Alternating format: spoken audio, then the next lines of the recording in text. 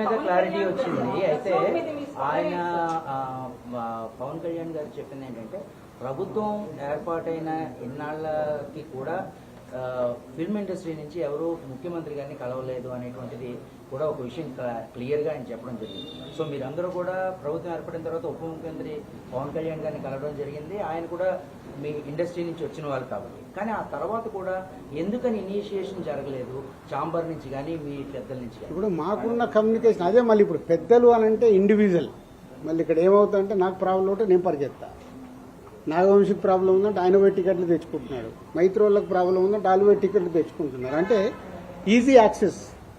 నా ప్రాబ్లం కదా ఇది, నేనే వెళ్ళాలి కదా అని ఇండస్ట్రీ తరఫున డ్రైవ్ చేసి తీసుకెళ్లాల్సింది ఓన్లీ ఛాంబర్ ఆర్ ఇప్పుడు ఆర్టిస్టుల సైడ్ అంటే మూవీ ఆర్టిస్ట్ అసోసియేషన్. ఛాంబర్ ద్వారా అడిగితే 2 సార్లు మేము కలవడం జరిగింది. ఎఫ్డీసీ ద్వారా అడిగాము అపాయింట్మెంట్, మాకు ఇంకా అపాయింట్మెంట్ రాలేదనేది వాళ్ళ దగ్గరికి వెళ్ళి వచ్చింది. ఎందుకంటే నేను లాస్ట్ ఇయరే ఛాంబర్ ప్రెసిడెంట్. వన్స్ నేను ఛాంబర్ ప్రెసిడెంట్ నుంచి బయటకు వచ్చాక ఎఫ్డీసీ చైర్మన్ అయ్యాను కాబట్టి నా ఫోకస్ తగ్గింది. సో ఇక్కడ ఎఫ్డీసీ చైర్మన్ నా పనులు చేసుకుంటూ ఫోకస్. మాకు ప్రాబ్లం ఉన్నప్పుడే ఛాంబర్కి వెళ్తాం. ఇది నిజం, దీంట్లో ఏం అబద్ధం లేదు. మాకు ప్రాబ్లం లేకుంటే ఎవ్వరము ఆ ఈసీ మీటింగ్కి వెళ్ళి అటెండెన్స్ వేసి బయటకు వచ్చేస్తాం. ఇప్పుడు కళ్యాణ్ గారికి ఏదైనా కోపం వస్తే పెద్దన్న అన్నాను కదా, పెద్దన్న తిడతాడు, పడతాము, ఏముంది. వాళ్ళ హర్ట్ అయ్యారు కళ్యాణ్ గారు, హర్ట్ అవుతే మమ్మల్ని తిట్టే అధికారం వరకు ఉంది కదా, అట్లా ఆలోచిద్దాం. కళ్యాణ్ గారి గురించి నేను 22 ఏళ్ల నుంచి చూస్తున్నాను. ఆయన కోపం వచ్చినప్పుడు ఆయన కోపపడేలాగా ఎపిసోడ్ జరిగింది, కానీ వారి సినిమానే టార్గెట్ చేశారనేది ఒక నెగిటివ్ గా వారి దగ్గరికి వెళ్ళింది. అది కాదు ఇది ఇక్కడ జరిగింది. June 1 థియేటర్లు బంద్ అని మీరందరూ హెడ్లైన్స్ ఇవ్వడమే మేజర్ ప్రాబ్లం. అక్కడే ఒక సమస్య అండి. అక్కడే ఒక సమస్య. ఛాంబర్ సరిగ్గా ఎఫిషియన్స్ గా రెస్పాండ్ అవ్వకపోవడం వల్లనే ఇది జరిగిందని మేమంటే దానికి మీ సమాధానం ఏంటి? నాకు తెలియదు కదా, నాకు తెలియదు. నేను ఇప్పుడు నీకు ఎలా నేను కన్క్లూజన్ ఇస్తాను? లోపల ఏమి జరిగింది మీకు ఒకటి, మీరందరూ ప్రాపర్ గా మీకు కమ్యూనికేషన్. ఎస్, ఇప్పుడు అక్కడి నుంచి ఒక ప్రెస్ నోట్ వచ్చింది. ఇప్పుడు ఏపీ గవర్నమెంట్ నుంచి మినిస్టర్ గారి దగ్గర నుంచి ఒక ప్రెస్ మీట్ వస్తే ఆ ప్రెస్ మీట్ ఎంత అందంగా ఉంది. మేము ఛాంబర్ కూడా అదే చెప్తాం, ఏదున్నా పేపర్ మీద ప్రెస్ మీట్ లాగా పంపియండి అని. అక్కడ ఉండే 20-25 మంది బయటకు వచ్చి ఎవరికో తెలిసిన వాళ్ళకు ఒక న్యూస్ కమ్యూనికేట్ చేస్తారు. లోపల ఏం జరిగింది తెలుసా ఇది అని, అది హైలైట్ అవుతుంది. వెనకాల జరిగిన స్టోరీ లేకుండా ఓన్లీ క్లైమాక్స్ చెప్తేలా సినిమా అర్థం కాదు కదా. ఓన్లీ క్లైమాక్స్ ఒకటి వింటే సినిమా అంతా చూస్తే కదా. నేను అందుకే లోపల ఉన్నాను కాబట్టి చెప్తున్నాను. ఇది చెప్పడానికే ఈరోజు నేను ప్రెస్ మీట్ పెట్టింది. లోపల ఏం జరిగింది, ఈ ఎపిసోడ్ ఎలా స్టార్ట్ అయింది, ఎవరి దాళ్ళు భుజాలు తడుముకుంటున్నారు, నాకెందుకు థియేటర్లు బంద్ లేదు అని ఛాంబర్ వెంటనే ప్రతిస్పందించిన ఇంతవరకు నేను అదే కదా చెప్పా ముందు. అంటే అక్కడ ఎగ్జిబిటర్స్ ఒకలాగా ఉన్నారు, ప్రొడ్యూసర్స్ ఒకలాగా ఉన్నారు, డిస్ట్రిబ్యూటర్స్ ఒకలాగా ఉన్నారు. ఛాంబర్ ఏం చూస్తుంది, ఛాంబర్కి అక్కడ లెటర్లో క్లియర్గా ఉంది కమ్యూనికేషన్ ఈజ్ ఇంపార్టెంట్. వాళ్ళు చేసుంటే ఇవి చర్చలు జరుగుతున్నాయి, చర్చలు ఫలించకుంటే ఇది అండర్లైన్, చర్చలు ఫలించకుంటే వాళ్ళు థియేటర్లు మూసుకుంటాం అంటున్నారు. ఇది ఎక్కడుంది? June 1 థియేటర్ బంద్, June 1 థియేటర్ బంద్, June 1 ఇదే. రెండు డౌట్స్ అండి. ఇండస్ట్రీలో మాట్లాడుకుని 2 క్వశ్చన్లు అడుగుతాను, మీరు మీకు ఇబ్బంది రాకపోతే అడగండి. ఉపయోగపడేది ఉంటే అడగండి, కాంట్రవర్షియల్ పాయింట్స్ అడగండి. లేదండి, ఏంటంటే సెక్టార్ చైర్మన్ రాంప్రసాద్ గారి చేత మీటింగ్ పెట్టించింది దిల్ రాజు గారే అని చెప్పి ఒకటి. రెండోదేమో రెండో మీటింగ్ జరగగానే శిరీష్ గారు బయటకు వచ్చి ఇక్కడ ఏదన్నా మాట్లాడుకోనివ్వండి, బట్ June 1 నుంచి బంద్ ఉంటది, అది తెలంగాణ మాట, సునీల్ గారి మాట, శిరీష్ మాట ఒకటే అని అన్నట్టు ఈ 2 ప్రచారాలు ఇండస్ట్రీలో ప్రొడ్యూసర్లు మాట్లాడుకుంటున్నారు, డిస్ట్రిబ్యూటర్లు మాట్లాడుతున్నారు. నేను ఇందాక చెప్తున్నా కదా, ప్రచారం అని అంటున్నారు. ప్రచారంలో నిజం ఎంత ఉంది, ఉందో లేదో మీరు చెప్పండి. ఎవరికి తెలుసు అది నిజం ఉందా లేదా అని ఎవరికి తెలియదు కదా. ఇప్పుడు నేను ఛాంబర్ ప్రెసిడెంట్ గా నేను ఎలక్ట్ అయినప్పుడు ఎగ్జిబిటర్స్ అందరూ ఈసీ మెంబర్స్ అక్కడ ఫస్ట్ ఛాంబర్ మీటింగ్లో అడిగారు, సార్ ఈ ప్రాబ్లమ్స్ ఉన్నాయి మాకు ఇలా కావాలి, డెఫినెట్ గా మాట్లాడతామండి ప్రెసిడెంట్ గా అని చెప్పాను. వాళ్ళ అధికారంతో మాట్లాడారు, అంతేగాని దిల్ రాజు గారు చెప్తే నేను ఎవరిని చెప్పడానికి? కాదు సార్, ఇప్పుడు సినిమా ఇండస్ట్రీకి సుప్రీం బాడీ ఎస్. నిన్న ప్రెస్ మీట్ లో అరవింద్ గారు కూడా గిల్డ్ వల్ల ఎక్కువ నిర్మాతలు మేలు జరుగుతుందని కామెంట్ చేశారు. దీనివల్ల అది రాంగ్ గా వెళ్లే ప్రమాదం ఉంది కదండి. అంటే ఒక సుప్రీం బాడీస్ అనే వాటిని అన్నింటి పక్కన పెట్టి గిల్డ్ వల్లే న్యాయం జరుగుతుంది అనేది ఇండస్ట్రీలో అంత సీనియర్ ప్రొడ్యూసర్ అలా కామెంట్ అంటే ఇప్పుడు గిల్డ్ ఎందుకు ఏర్పడింది? ఎందుకు? సినిమాలు నిర్మించే వాళ్ళు 10 నుంచి 20 మంది యాక్టివ్గా ఉండే వాళ్ళు ఉన్నారు. వాళ్ళ సమస్యలు వాళ్ళకే తెలుస్తాయి. కాబట్టి మనం కౌన్సిల్లో మాట్లాడినా, అందరిట్లో ఛాంబర్లో మాట్లాడినా వీటికి మాకు సాల్వేషన్ రాదని గిల్డ్ అనేది ప్రారంభించడం జరిగింది. ఆ యాక్టివ్గా ఉన్న ప్రొడ్యూసర్స్, అక్కడ వర్కింగ్ కమిటీ అనేది ఒకటి, యాక్టివ్ ప్రొడ్యూసర్స్ ఒకటి, 2 గిల్డ్లో 2 కమిటీలు ఉన్నాయి. ప్రొడ్యూసర్స్కి సంబంధించిన మట్టికి అక్కడ మాట్లాడతారు. కాబట్టి అరవింద్ గారు ఆ సెన్స్లో అని ఉంటారు. But ultimate final government approach కావాలన్నా, ఫెడరేషన్తో మాట్లాడాలన్నా, ఏదైనా main body is a chamber. Sir but ఇప్పుడు ఈ ఇష్యూ మీద గిల్డ్లో కూడా ఏకాభిప్రాయం లేదు కదా సార్? ఎక్కడ ఉండదు. కాదు ఇక్కడ కాదండి, సినిమా ఇండస్ట్రీలో ఏకాభిప్రాయం ఉండదు. గిల్డ్ ఏంటి? ప్రొడ్యూసర్ల మధ్యలో ఉందా, డిస్ట్రిబ్యూటర్ల మధ్యలో ఉందా, ఎగ్జిబ్యూటర్స్ మధ్యలో ఉందా? అంటే మీతో చాలా లాంగ్ ట్రావెల్ ఉన్న ప్రొడ్యూసర్స్ కూడా ఇప్పుడు ఈ విషయంలో డిఫర్ అయ్యారు కదా? అదే అవుతారు అంటున్నా. ఇప్పుడు నేను ఖచ్చితంగా నాకు పర్సంటేజే కావాలి, వాళ్ళకి హెల్ప్ చేద్దామని నేను అంటే, వాళ్ళు ఏ అపోహలో ఉన్నారు? అదే అపోహలో ఉన్న రాజుగారు ఎటుంటారు? గోడ మీద పిల్లిలాగా ఎందుకు చూడడం? డైరెక్ట్ నాతో వచ్చి మాట్లాడవచ్చు కదా. పవన్ కళ్యాణ్ గారు ఒక్క నిమిషం కాదు సార్, యాక్టివ్ ఉన్న ప్రొడ్యూసర్లు మిమ్మల్ని టార్గెట్ చేసి మిమ్మల్ని కార్నర్ చేశారనిపిస్తుంది కాదు సార్, ఇప్పుడు యాక్టివ్ ఉన్న ప్రొడ్యూసర్లే మిమ్మల్ని కార్నర్ చేయడానికి ఏదో ఇష్యూ తీసుకొచ్చినా అరే మీకు టోటల్ ఎపిసోడ్ అర్థమవుతుంది కదా, మీ అందరికి అర్థమవుతుంది. మీలో నాకు తెలిసి మీరు అందరు జర్నలిస్ట్ మేధావులు. టోటల్ ఎపిసోడ్ మీకు క్లియర్గా అరటి పండు ఒలిసినట్టు ఓపెన్ చేశా. ఇది పేపర్ మీద రాసుకోండి. జూన్ 19 ఈస్ట్ గోదావరిలో స్టార్ట్ అయిన ఎపిసోడ్లో దిల్ రాజు ఉన్నాడా? మీరు చెప్పండి. ఇప్పుడు అడిగారు కదా, ఏప్రిల్ 19 ఈస్ట్ గోదావరి జరిగిన ఎపిసోడ్లో దిల్ రాజు ఉన్నాడా? అంటే ఉన్నాడా? మీ దగ్గర ఆన్సర్ లేని దాన్ని దిల్ రాజుని ఎందుకు దానికి ఇంక్లూడ్ చేస్తున్నారు? సార్ అంటే నైజాంలో సమస్య ఎక్కడున్నా సరే నైజాంలో సీరియస్ అయితే తప్ప ఈ ఇష్యూ పెద్దది అవ్వదు కదా? అది తప్పండి. ఎందుకు? ఆంధ్రప్రదేశ్ మన కాదా? అవసరం ఉంటే ఇప్పుడు ఇటెంట్ అటు మా ప్రతిధ్వని సినిమా డైలాగ్ లాగా మాట్లాడొద్దు. సార్ ఇప్పుడు ఇగో నా దగ్గర టోటల్ వీడియోలు కూడా పెట్టా. ఏప్రిల్ 19 వాళ్ళ మీటింగ్ లో ఏం జరిగింది. ఆ వ్యక్తి సత్యనారాయణ, డిస్ట్రిబ్యూటర్, ఎగ్జిబ్యూటర్, జనసేనలో కీలక వ్యక్తి అయినా. సార్ ఇప్పుడు మీకు కనుక 4-5 పాన్ ఇండియా సినిమాలు కనుక రాజుగారికి ఉంటే ఇప్పుడు ఈ పర్సంటేజ్ సిస్టమ్ అనేది రాజుగారికి నచ్చదు. 2022లో కూడా ఒకసారి అనుకుని ఏమండి మీరు ఒకటి ఇవాళ మీకు క్లారిటీ చెప్పాను, మీరు మిస్ అయినట్టున్నారు. ఈరోజు తెలుగు సినిమా ఇండస్ట్రీలో 90% సినిమాలు పర్సంటేజ్లో ఆడుతున్నామా లేదా? ఆడుతున్నాం. ఇప్పుడు ఆ పెద్ద సినిమాల నుంచే కదా సార్ ప్రాబ్లం? పెద్ద సినిమాలు కూడా ప్రాబ్లం లేదు. పెద్ద సినిమాలు కూడా ఎగ్జిబ్యూటర్ రెడీగా ఉన్నారు. సార్ మాకు రెంట్ కావాలా, మీరు రెంట్లు వేసుకోండి పెద్ద సినిమా, మళ్ళీ దాంట్లో పర్సంటేజ్కి షిఫ్ట్ చేయకండి. పర్సంటేజ్కి షిఫ్ట్ చేయడం వల్ల రెండో వారం మాకు రెంట్ రావట్లేదు. ఎగ్జాంపుల్, మొదటి వారం 20 లక్షలు మీకు ప్రొడ్యూసర్కు డిస్ట్రిబ్యూటర్కి షేర్ వస్తే, రెండో వారం 5 లక్షల గ్రాస్ అవుతే మాకు 2 లక్షలే వస్తుంది. మాకు అది వర్కౌట్ అవ్వట్లేదు. మరి ఇంకా బంద్ ఎందుకు చేద్దాం అనుకుంటున్నారు సార్? వర్కౌట్ అవ్వట్లేదు. ఆల్రెడీ పర్సంటేజ్ 90% సినిమాలకు ఉంది. పెద్ద సినిమాలకు మిగతా 10% మాకు వర్కౌట్ అవుతున్నప్పుడు ఇంక బంద్ ఎందుకు? సో రెంట్ ఆర్ పర్సంటేజ్, మీరు పాయింట్ మర్చిపోకండి. అక్కడ మొదటి వారం రెంట్లో వేసి రెండో వారం సినిమాని పర్సంటేజ్ వేస్తున్నారు కాబట్టి మాకు వర్కౌట్ అవ్వట్లేదు. ఆర్ రెంట్, మీకు రెంట్ కావాలిస్తే పెద్ద సినిమాలు కూడా రెంట్లోనే వేసుకోండి, వాళ్ళు సిద్ధంగా ఉన్నారు. ఆర్ అన్ని సినిమాల్లాగా పర్సంటేజ్ చేయండి. అంటే కమ్యూనికేషన్ వెరీ బ్యాడ్. ఇది పర్సంటేజ్ విధానంకు వెళ్ళాలి అనేది ఒక పాయింట్. ఒక్క నిమిషం. రెండో పాయింట్, వాళ్ళ పాయింట్ ఆఫ్ వ్యూ మాట్లాడతాం. తమిళనాడు పర్సంటేజ్, తమిళనాడులో వాళ్ళ సొంత సినిమా అక్కడ పర్సంటేజ్లో ఆడి తెలుగు స్టేట్స్కి వచ్చే వరకు వాళ్ళకి రెంటల్లో వేసిస్తున్నాం. కర్ణాటక పర్సంటేజ్, కేజీఎఫ్ కానీ కాంతారా కానీ వాళ్ళు అక్కడ పర్సంటేజ్లో ఆడుతూ ఇక్కడ రెంటల్లో వేసిస్తున్నాం. నార్త్ ఇండియా మొత్తం పర్సంటేజ్. యానిమల్ సినిమా మేము డిస్ట్రిబ్యూట్ చేశాము, ఇక్కడ రెంటల్లో వేపించి ఇచ్చాము. ఓవర్సీస్ అంతా పర్సంటేజ్. మన సినిమా ఆడుతున్న ప్రపంచమంతా పర్సంటేజ్ ఉంది. ఒక మన తెలుగు స్టేట్స్ మట్టికే ఆ మొదటి వారము ఆ కొన్ని సినిమాలు రెంటల్లో ఆడుతున్నాం. దానికి వాళ్ళు ఇప్పటికీ రెడీ అంటున్నారు. దాన్ని ప్రొడ్యూసర్స్ వాళ్ళు మాట్లాడుకొని సాల్వ్ చేస్తే సొల్యూషన్ వచ్చేసినట్టే. పర్సంటేజ్లో కావాల్సి పర్సంటేజ్లో వేసుకోండి మీ సినిమా రిలీజ్ కంటే ముందు. లేదు మీరు రెంటల్, మీకు రెవెన్యూ ఎక్కువ కావాలి, 2వ వారం కూడా మాకు రెంటల్లోనే ఆడండి అనేదే వాళ్ళ రిక్వెస్ట్. దీన్ని భూతత్వంలో ఎలా చూపిస్తున్నారు మీకు అర్థమైనా? మీరు అడిగిన క్వశ్చన్ క్లారిటీగా రేపు రాయండి. మీరు దీన్ని భూతత్వంలో ఎలా చూపిస్తున్నారు? ప్రపంచమంతా ఇదే తెలుగు సినిమా, పక్క స్టేట్ సినిమాలు ఇక్కడికి వస్తే వాళ్ళందరికీ పర్సంటేజ్లు, వాళ్ళ సినిమాలకి అన్ని సినిమాలకి ఇక్కడ రెంటల్లో వేసిస్తున్నాం.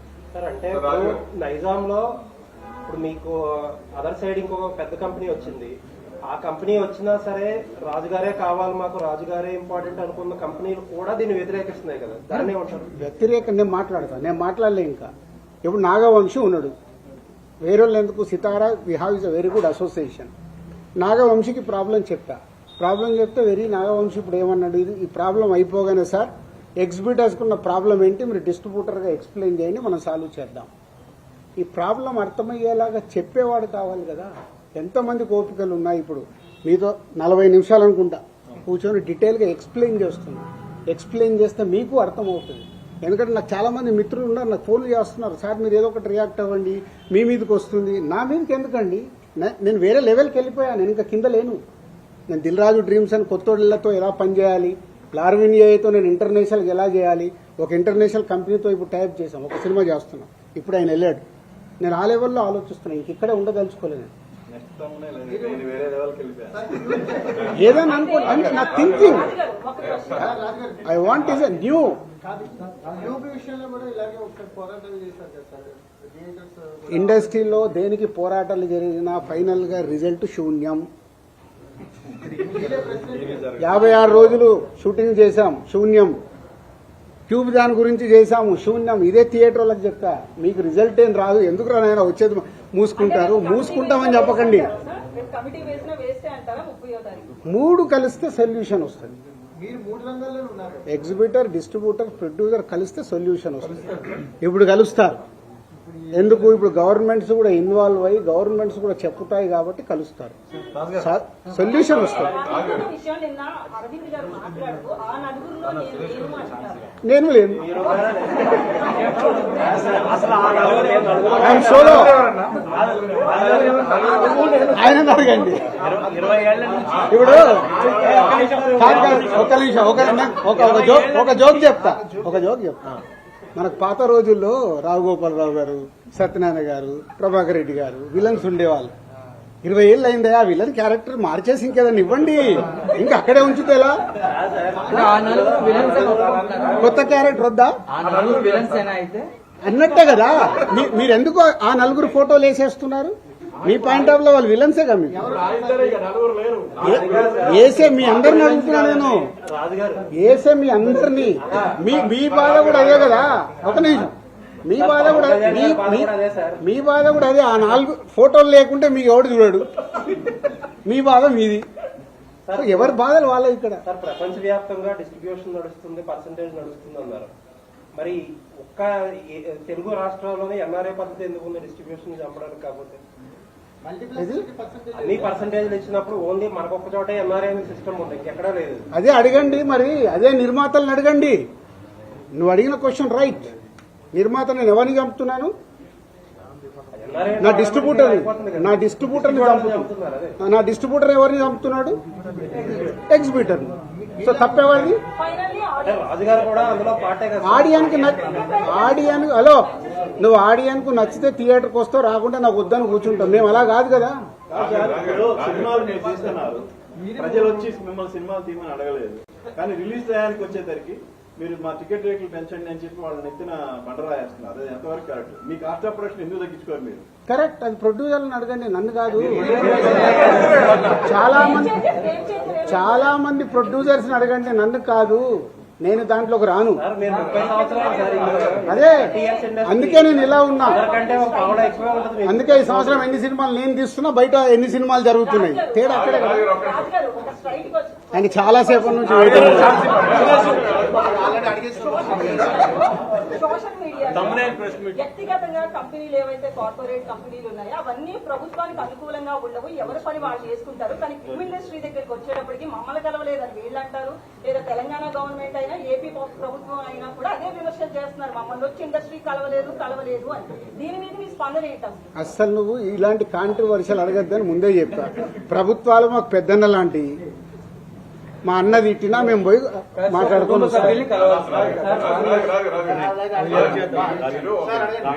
మీరు ఒక ఎగ్జిబిటర్, ఒక డిస్ట్రిబ్యూటర్, ఒక ప్రొడ్యూసర్, ఈ ముగ్గురు మధ్య ఇప్పుడు సమస్య మొత్తం.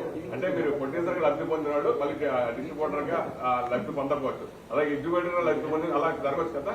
దీనికి ఒక ప్రొడ్యూసర్ ఈ మూడు భాగాలకు సంబంధించి మీరేం చెప్తారు? కొట్టర్స్ లా మీ డెసిషన్ ఏంటి? ఇప్పుడు ముగ్గురికి సమస్యలు ఉన్నాయి, ఆ మూడింట్లో మీరు ఉన్నారు కదా. ముగ్గురికి సమస్యలు ఉన్నాయి. కానీ నేను ఒక స్లోగన్ అందరు గుర్తుపెట్టుకోండి, సింగిల్ స్క్రీన్స్ ని కాపాడుకోవాల్సిన బాధ్యత మా ప్రొడ్యూసర్లది. సింగిల్ స్క్రీన్స్ ఉంటేనే మన దగ్గర ఆ సినిమాకి, అంటే మామూలు ప్రేక్షకుడికి కూడా థియేటర్కి వెళ్ళి సినిమా చూడడం అలవాటు. ఈరోజు మన ఇండియా మొత్తంలో percentage wise VR is number 1. థియేటర్కి వెళ్ళి సినిమా చూసే ఆడియన్స్ ఇప్పటికీ మన దగ్గర ఉన్నారు. అబ్రాడ్కి వెళ్ళినా మనోళ్ళే, యుఎస్కి వెళ్ళినా మనోళ్ళే. సినిమా అంటే మనకు ఒక ఎంటర్టైన్మెంట్, ఆ పిచ్చి. కాబట్టి ఆ థియేటర్లను కాపాడాలి. ఇప్పుడు ఆ థియేటర్లు ఏమైనాయి, వాళ్ళు మూసుకునే కంటే దేనికో రెంట్కి ఇస్తే 10-15 లక్షలు వస్తుందని షిఫ్ట్ అవుతున్నాయి. చాలా థియేటర్లు కనుమరుగవుతూ వస్తున్నాయి. ఇది మా అందరికీ తెలుసు నిర్మాతలకి. కానీ మా సినిమా రిలీజ్కి వచ్చేటప్పుడు మా స్వలాభం నాకేమొస్తుంది, నా డిస్ట్రిబ్యూటర్ దగ్గరికి వెళ్ళి ఎంత లాక్కోవాలి, నా డిస్ట్రిబ్యూటర్ వెళ్ళి నా ఎగ్జిబిటర్ దగ్గరికి వెళ్ళి ఎంత లాక్కోవాలనే మైండ్ సెట్తోనే ఉన్నాం. కానీ లేదు, ఇది అందరికీ సంబంధించింది, దీన్ని జాగ్రత్తగా కాపాడదామనే ఆలోచన ఎవరిలో లేదు. మెయిన్ ఏంటంటే మీరు నిజంగా మిగతా డిస్ట్రిబ్యూటర్తో నేను పోల్చడం కాదు, కానీ ఎస్పెషల్లీ నైజాంలో మీకు దాదాపుగా మీకు పర్సనల్ గా 30 థియేటర్లు ఉన్నా కానీ దాదాపు 250 థియేటర్లు మీరే అంటే శిరీష్ గారి ఆధ్వర్యంలోనే జరుగుతున్నాయి అవి మెయింటెనెన్స్. నిజంగా శిరీష్ గారు లేకపోతే ఈ రోజు చాలా నైజాంలో చాలా థియేటర్లు కళ్యాణ మండపాలుగా మారిపోయే అవకాశం ఎక్కువ ఉంది. అది చాలా ఇప్పుడు 50 థియేటర్లు సిద్ధంగా ఉన్నాయి. ఇప్పుడు నీ క్వశ్చన్కే చెప్తున్నా, 50 థియేటర్లు మేము మార్చేసుకుంటామంటేనే వాళ్ళని ఆపుతూ వస్తున్నాం. ఆగండి, ఏదో ఒక సొల్యూషన్ తీసుకొస్తామని. మీరు ఇది అండర్లైన్ చేసుకోండి. మీకు తెలియని డెప్త్ కావాలిస్తే డెప్త్ గా వెళ్ళడానికి ట్రై చేయండి. నాకు దీని మీద అవగాహన దీని మీద ప్రెసిడెంట్ అంటే ఫస్ట్ వీక్ సపోజ్ శ్రీరాముడు థియేటర్ తీసుకున్నాం, దానికి 4 లక్షలు రెంట్. కానీ ఆ ఫస్ట్ వీక్ ఆ కలెక్షన్ మనం చూస్తే షోకే 1,50,000 మనకి గ్రాస్ వస్తుంది. సో ఆ పరంగా తీసుకుంటే ఫస్ట్ వీక్ టోటల్ గా కలెక్షన్ చేసుకుంటే మనకు 30 లక్షలు 40 లక్షలు వస్తుంది. రెంట్ పరంగా ఇచ్చి 4 లక్షలు వెళ్ళిపోతున్నాయి. దాని పర్సంటేజ్ గా మార్చుకుంటే 50-50. అంటే ప్రొడ్యూసర్ కి నష్టపోతాడు, డిస్ట్రిబ్యూటర్ నష్టపోతాడు. ఫస్ట్ వీక్ ఎందుకు అలా చేస్తాడు, ఎంత పర్సంటేజ్ చేస్తాడు? అట్లా 50-50 ఎవరివ్వరమ్మా, అలా ఉంటే అది డిస్కషన్ వస్తుంది. ఆక్యుపెన్సీ మీద పర్సంటేజ్ ఉంటుంది. అప్పుడు ఆక్యుపెన్సీ మీద డిస్కషన్ వచ్చినప్పుడు ఎగ్జిబిటర్స్, ప్రొడ్యూసర్స్ ఒక దగ్గరికి రీచ్ అవుతారు. ఎందుకు ఇది మన దగ్గర అవసరం లేదు. మన స్టేట్ లో నా 30 ఏళ్ళ ఎక్స్పీరియన్స్ లో తిరుపతి అనే టౌన్ పర్సంటేజ్లే. 30 ఇయర్స్ అయింది నేను ఇండస్ట్రీలోకి వచ్చాను. 30 ఇయర్స్ నుంచి తిరుపతి పర్సంటేజ్ ఒక సినిమాని బట్టి. ఇప్పుడు పెద్ద సినిమా ఉందనుకో 25-75 ఇస్తారు, 75% డిస్ట్రిబ్యూటర్కే ఇస్తారు. బిగ్ ఫిలిం ఉంటాయి. అట్లా సెకండ్ వీక్ వచ్చే వరకు మారుతూ వస్తుంది. మన ఎగ్జిబిటర్లు, ప్రొడ్యూసర్లని, డిస్ట్రిబ్యూటర్లని వాళ్ళు వయా మీడియాగానే సినిమా వేసుకోవాలనే గుల ఉంటుంది వాళ్ళకు. వాళ్ళు వెరీ కంఫర్టబుల్గా మాట్లాడితే వింటారు. కానీ మాట్లాడేటప్పుడు డిస్ట్రిబ్యూటర్కి, ఎగ్జిబిటర్ని శత్రువుగానే చూస్తాడు. ప్రొడ్యూసర్ డిస్ట్రిబ్యూటర్కి నా సినిమా అమ్మేటప్పుడు అరే పక్కోడు కోటి ఇస్తుండ్రా, వీటి దగ్గర 1,10,00,000 ఎట్లా తీసుకుందాం, ఇదే మా ఆలోచన. నా సినిమా 1 కోటి వస్తుందా, 2 కోట్లు వస్తుందా, వస్తే నేను ఎలా తెచ్చుకుందామని కాదు, ముందు నేను సేఫ్ అయిపోవాలి. ఎంత సేఫ్ అవ్వాలి అనే ఆలోచనలతోనే ఇవి సమస్యలు. చాలా కాలం నుంచి, చాలా సంవత్సరాల నుంచి థియేటర్స్ నష్టాల్లో నడుస్తున్నాయి అనే మాట ఎక్కువ వింటున్నాం. నష్టాల్లో నడుస్తున్నాయని కాదు, వర్కౌట్ అవ్వట్లేదు. అంటే సరే వర్కౌట్ అవ్వట్లేదు, కోవిడ్ తర్వాత ఇంకా ఎక్కువైంది మనందరం. కోవిడ్ తర్వాతే మారిపోయింది. అయినా సరే ఈ రోజు మార్కెట్ లో ఒక థియేటర్ లీజుకి ఇస్తే ఎందుకో ఇంకా లీజ్ ఎందుకు నష్టానికి ఎందుకు వ్యాపారం చేస్తారు మీరు కానీ ఇంకొకరు కానీ ఇంకొకరు? నష్టానికి కాదండి. ఇప్పుడు వాళ్ళు ఏంటి, థియేటర్ వాళ్ళు ఇప్పుడు 250 సింగిల్ స్క్రీన్స్ ఉన్నాయి. ఓకే, వాడు నడవకుంటున్నా కదా సార్ నాతో అవ్వట్లేదు, నేను మూసుకోవాలా, మీలాంటి వాళ్ళు ఎవరన్నా గ్రూప్ లో నడుపుతారా? ఒకటి అందరు ఒక క్వశ్చన్ వేసుకోండి, వర్కౌట్ అవుతుందంటారా? 10 ఏళ్ళు అయింది. 10 years వెనకకెళ్ళి చూడండి. ఏపీలో తెలంగాణలో ఎక్కడన్నా ఒక సింగిల్ స్క్రీన్ థియేటర్ కట్టారా? ఎందుకు కట్టట్లేదు? డిజిటల్ వచ్చినప్పుడు కట్టారు. ఎందుకు కట్టట్లేదు? మరి అదే మీరెందుకు చేస్తున్నారు? లీజ్ ఓనర్లకు ఎందుకు వర్క్ అందుకే వర్కౌట్ అవ్వట్లేదనే కదా. మళ్ళీ మీ అందరికి తెలిసింది ఒకటే, నా బ్యాలెన్స్ షీట్ ఇస్తా, మరి ఎందుకు చేస్తున్నారు? మీరు వస్తే నా కంపెనీలో బ్యాలెన్స్ షీట్ ఉంటుంది, 5 ఏళ్ళది బ్యాలెన్స్ షీట్ తీసుకొని చూడండి, ఏమవుతుందో తెలుస్తుంది.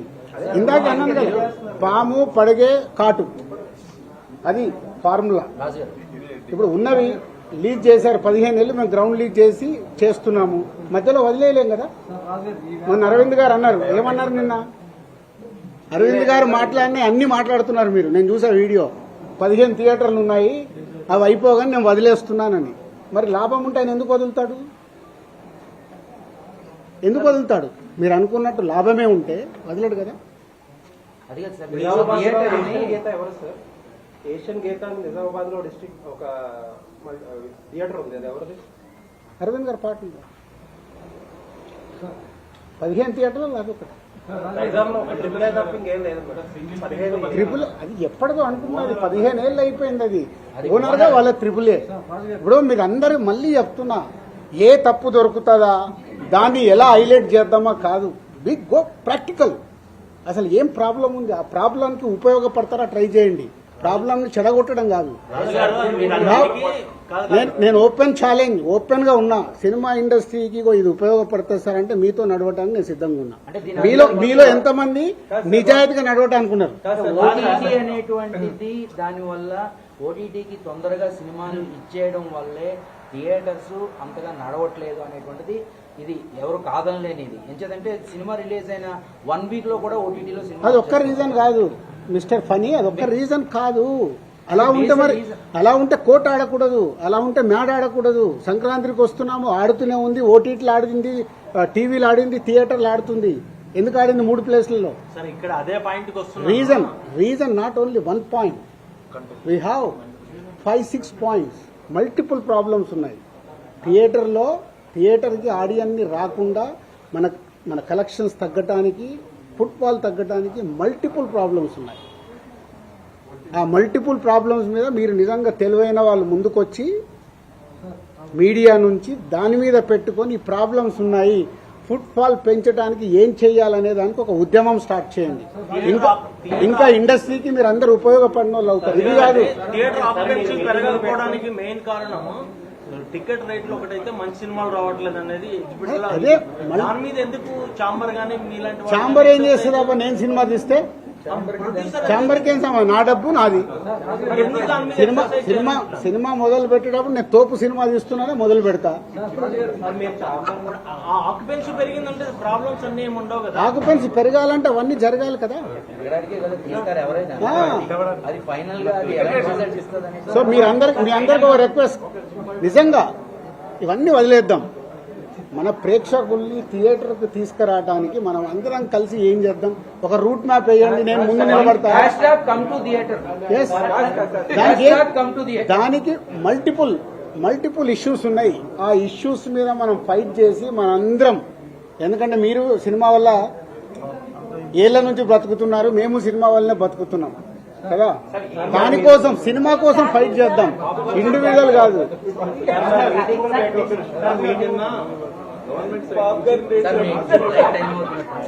గవర్నమెంట్ సైడ్ నుంచి వచ్చిన ఫస్ట్ నోట్ లో ఇక మీద ఏ చర్చలైనా ట్రేడ్ బాడీస్ ఇచ్చే రిప్రజెంటేషన్ అన్నారు.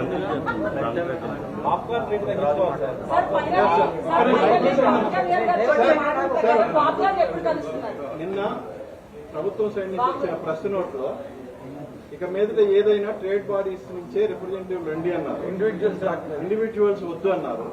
బట్ నిన్న అరవింద్ గారు ఇచ్చిన స్టేట్మెంట్ ప్రకారం చూస్తే గిల్డ్ ని హైలైట్ చేయబోయారు ఆయన. సో అది ఎంతవరకు కరెక్ట్? గిల్డ్ కూడా ట్రేడ్ బాడీ, ప్రొడ్యూసర్స్ గిల్డ్, అది ట్రేడ్ బాడీ.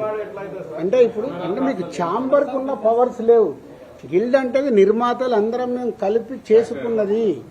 ఇప్పుడు మీరు మొన్న ఒక మీ అసోసియేషన్స్ పెట్టుకున్నారు కదా, రకరకాల అసోసియేషన్స్ ఉన్నాయి కదా మీకు, స్టిల్ ఫోటోగ్రాఫర్లది, కెమెరా వాళ్ళది, ఇవన్నీ మీదేంది మీ యూనిటీ కదా. అలాగే గిల్డ్ అనేది నిర్మాతల యూనిటీ కోసం పెట్టుకున్నది. గిల్డ్ మెంబర్స్ ఎందుకు కాదు సార్? అందరు మెంబర్స్ కాదు అక్కడ.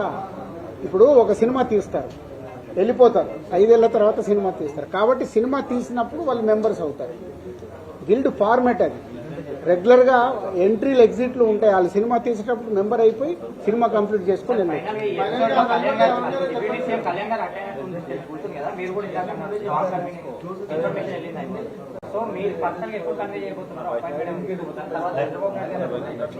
గవర్నమెంట్ ని కలవటానికి ఛాంబర్ ద్వారా వాళ్ళ అపాయింట్మెంట్ తీసుకొని వెళ్ళాలి. వాళ్ళు ఫార్వర్డ్ అయ్యి వెళ్ళాలి.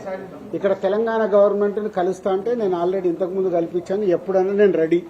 అలాగే అక్కడికి నేను ప్రొడ్యూసర్గా, డిస్ట్రిబ్యూటర్గా, ఎగ్జిబ్యూటర్గా నేను రెడీగా ఉంటాను. ఛాంబర్ ద్వారా వెళ్ళటానికి ఇమీడియట్లీ మూవ్ చేసి వెళ్తాం, కలుస్తాం. Very good. Thank you brother. June 14. Thank you.